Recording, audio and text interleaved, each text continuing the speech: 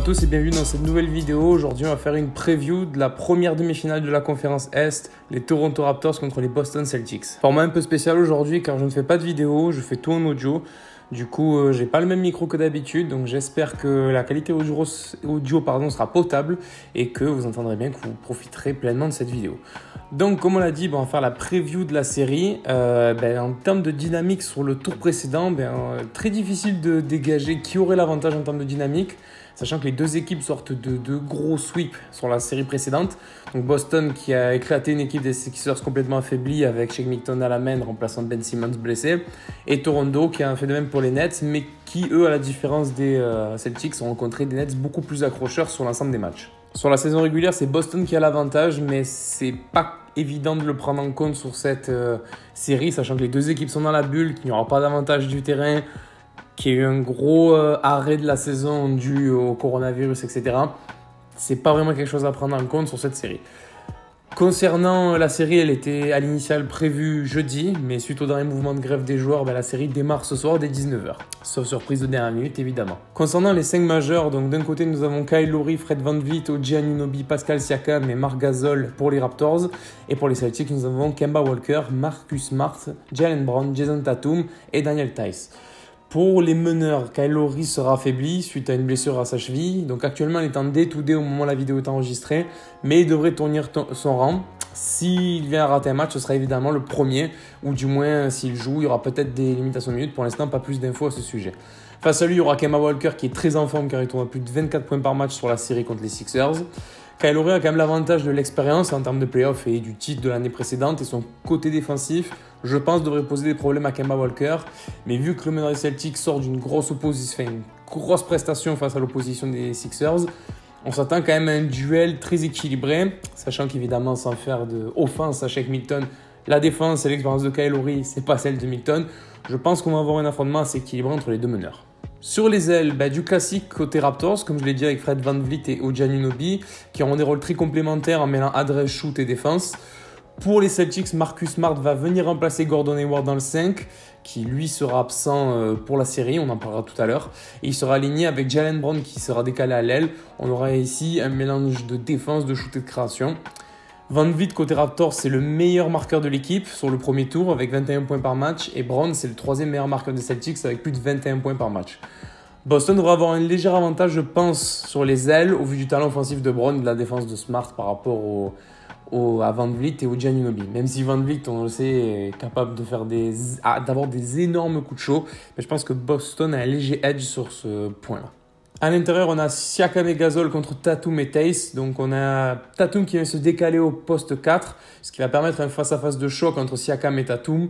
Si Tatum veut être considéré comme une clé de la série, et peut-être considéré comme une clé de la série, on va d'ailleurs revenir un peu plus tard dans la vidéo, Siakam, lui, va devoir élever son niveau de jeu. Il sort d'un 21-8 sur la série précédente, et on sait qu'il est capable de beaucoup plus, et que s'il veut apporter davantage à l'équipe, il va falloir qu'il soit présent dans les gros moments pour les Raptors. Il va devoir aussi avec Gasol, ils vont devoir rendre la vie impossible en face parce que Tatum, on sait, il est capable d'énormes coups de chaud. Et Gasol, sur le face-à-face avec Theis, autant Gasol est capable de lockdown défensif un peu tous les intérieurs de la ligue, mais après on va voir si offensivement il est toujours capable d'apporter. Je pense que oui. Donc je pense qu'à l'intérieur, tout va dépendre de Tatum, mais je vois bien les Raptors avoir un avantage sur cette partie du jeu.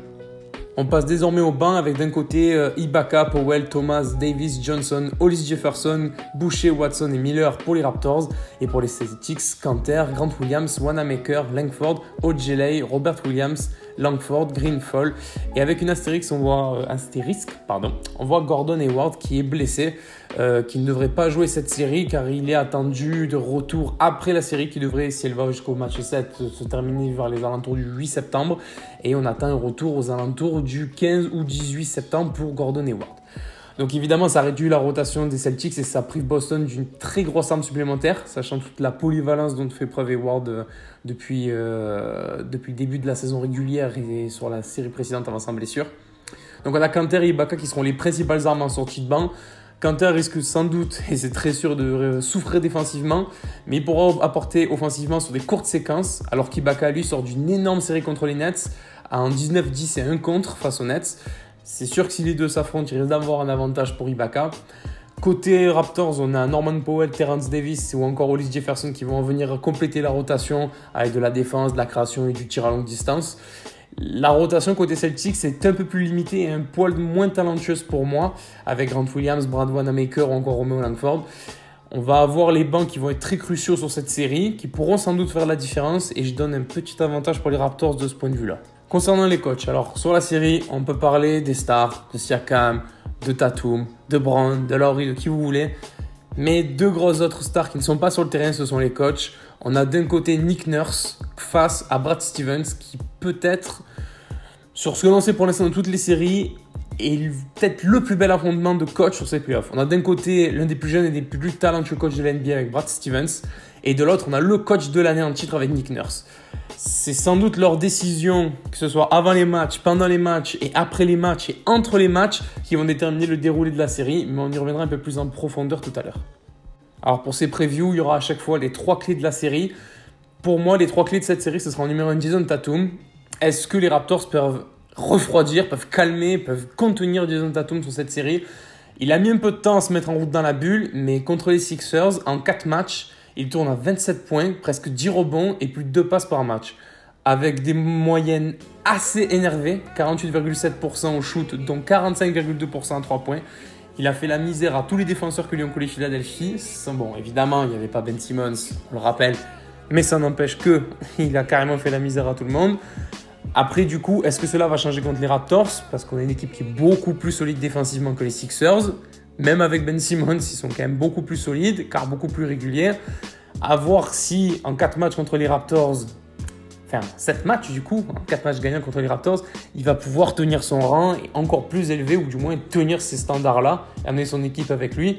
Sachant que sur les 4 matchs de la saison face aux Raptors, Tatum a réussi, les Raptors ont réussi par 3 fois à le maintenir sous les 20 points. Donc, ça montre l'efficacité défensive et le système défensif mis en place par Boston. Alors, par les Raptors, pardon. Bon, Boston a d'autres armes, mais s'ils veulent performer, ça va passer par Jason Tatum. Et on sait que la défense des Raptors a les armes, Nick Nurse a l'intelligence et la vision nécessaire pour s'ajuster en cours de match, en cours de série, pour le limiter. Donc, Boston a tout intérêt à mettre le plus de switch possible en place. Ils vont sans doute multiplier les écrans pour mettre des défenseurs beaucoup plus petits qui vont souffrir face à Jason Tatum comme Kyle Lowry ou Fred VanVleet. Je pense que la mission défensive, si on se base juste sur les 5 majeurs, ça devrait revenir à Siakam, mais c'est pas dit que Siakam est vraiment Tatum tout le long de la série. Il y aura aussi OG Anunoby qui va se relayer. Les deux vont sans doute se relayer tour à tour pour contenir Jason Tatum. Donc Jason Tatum, c'est pour moi la clé numéro 1 de la série. La clé numéro 2 de la série, pour moi, ce sont les transitions des Raptors. Les Raptors, comme je l'ai dit, ont une défense très très efficace et ce sont eux qui arrivent à se procurer le plus de points en transition ou contre-attaque de la ligue. Ils tournent à presque 19 points par match de points en transition sur la saison régulière. Que ce soit après un rebond ou une perte de balle adverse, ils mettent tout de suite la pression en défense, ils récupèrent rapidement la balle et ils sont capables de l'envoyer très vite sur la transition, sachant que Pascal Siakam, lui, se classe 7ème de la ligue en termes de points marqués en transition par match. Il est à plus de 5 points par match, ce qui est assez costaud. Alors ça, il n'y a pas que Siakam qui est dangereux en transition. Dès que Toronto prend un rebond ou pique le ballon, l'équipe se lance rapidement. Il y a plein d'options. Il y a Kyle Lowry, Fred VanVleet et Siakam, comme je l'ai dit. Ils peuvent soit driver pour 2 points faciles si c'est ouvert, soit aller chercher la faute ou le end-one. Il y a aussi possibilité d'amener la balle dans les ailes pour un attente de trailer, que ce soit de Siakam ou de Marc Gasol ou d'autres joueurs arrière. Et après, évidemment, il y a beaucoup de kick-out dans les corners pour des shoots à 3 points. Si les Celtics vont avoir une chance de survie et d'exister dans cette série, il va falloir qu'ils limitent le plus possible les transitions et les contre-attaques des Canadiens. Il va falloir sécuriser le ballon, avoir une très bonne circulation de balles. Il va falloir surtout ralentir le tempo, car plus ça va aller vite, plus ça va arranger les affaires de Toronto. Sachant que Boston, c'est l'équipe qui accorde le moins de points en transition aux adversaires dans la ligue, avec moins de 5 points par match. Il va falloir vraiment surveiller cet aspect de près, car il sera soit à l'avantage des Raptors, soit à l'avantage des Celtics en fonction de leur défense. Et enfin, le troisième point, et non des moindres, comme je l'ai évoqué tout à l'heure, la dernière clé de la série sera pour moi la bataille des coachs. Alors, comme je l'ai dit, on a Nick Nurse qui vient d'être nommé entraîneur de l'année. C'est peut-être le meilleur de la ligue pour prendre des décisions, on va dire à la volée. Après, Brad Stevens, c'est pas... Il sort pas du quartier. Brad Stevens, c'est extrêmement talentueux, très jeune, mais très grande vision du basket. Il s'est adapté à son effectif. Là, il y a la blessure de Gordon Hayward, on s'attend à beaucoup de réactions et d'ajustements de la part de l'entraîneur de Boston. Il va y avoir vraiment un très très gros combat, sachant que la clé de la série va vraiment sans doute se passer là. On a des entraîneurs qui vont se donner coup pour coup, qui vont se répondre à chaque match. Pendant les matchs, quel joueur mettre en défense sur qui, comment s'ajuster, quelle tactique adapter, est-ce qu'on accélère, est-ce qu'on ralentit, etc. On a une équipe de Toronto qui arrive à tourner à plus de 37% à 3 points. C'est la 5e équipe de la ligue. Nick Nurse le sait, Brad Stevens aussi. Il va falloir s'adapter. Il va falloir mettre le verrou défensif des deux côtés pour limiter, car en face, il y a du gros talent individuel, que ce soit Kemba Walker, Jason Tatum ou Jaylen Brown. Il va vraiment falloir que d'un côté, la grosse défense des Toronto Raptors arrive à faire déjouer la très très bonne attaque, ou du moins les très gros talents individuels de Boston. Sachant que, évidemment, avec les tactiques des coachs, les deux équipes vont avoir un jeu léché. Ça va être très compliqué de se départager. C'est une série de toute façon très difficile à pronostiquer, selon moi, peut-être la plus difficile pour l'instant de ce qu'on a. Donc c'est vraiment les coachs qui pour moi vont déterminer en point final comment la série va se dérouler. C'est eux qui vont dicter vraiment le déroulé de cette série. Et enfin, le petit pronostic, le prono tant attendu, ou pas d'ailleurs. Donc comme on vient de le voir, on a une série qui risque d'être extrêmement passionnante et serrée. Je pense qu'on va avoir une série très longue. Il y a des talents sur quasiment toutes les lignes, mais également en sortie de banc, et on ne parle pas des coachs évidemment que je viens d'évoquer. Pour ma part, je m'attends à une série en 7 matchs et je la donne à Toronto. Je pense que les talents intrinsèques sont meilleurs du côté des Celtics, avec Jaylen Brown et Jason Tatum et Kemba Walker notamment. Mais les Raptors ont l'expérience du champion. Bon, c'est pas un argument extrêmement... Hein, c'est un argument comme un autre. Mais ils ont cette expérience-là. Ils savent comment aller au bout, même s'ils n'ont plus Kawhi Leonard.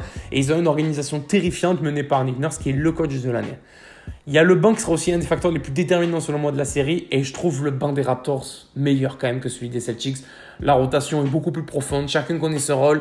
Et à tout moment, ils peuvent amener quelque chose. On a vu cette année, il y a un match en saison régulière contre Dallas où les Raptors sont menés de 30 points, il me semble. Et Nick Nurse n'hésite pas à foutre son banc. Et le banc arrive à remonter. Et après, ils mettent les titulaires pour finir le travail. Donc, on sait que le banc peut apporter énormément sur cette série. Je pense que celui des Raptors est meilleur que celui des Celtics. Donc, moi, je vois les Toronto Raptors passer en 7 face aux Celtics. Mais en vrai, d'un côté, je ne serais même pas étonné qu'il y ait un 4-3 des Celtics aussi. Tant la série est serrée. Mais je vois un 4-3 dans tous les cas, que ce soit d'un côté ou de l'autre. Et moi, je donne aux Toronto Raptors. J'espère que cette vidéo vous a plu. On se retrouve pour un prochain pronostic. N'hésitez pas à vous abonner, lâcher vos commentaires pour le référencement et à me suivre sur les différents réseaux sociaux. Ciao l'équipe, à plus.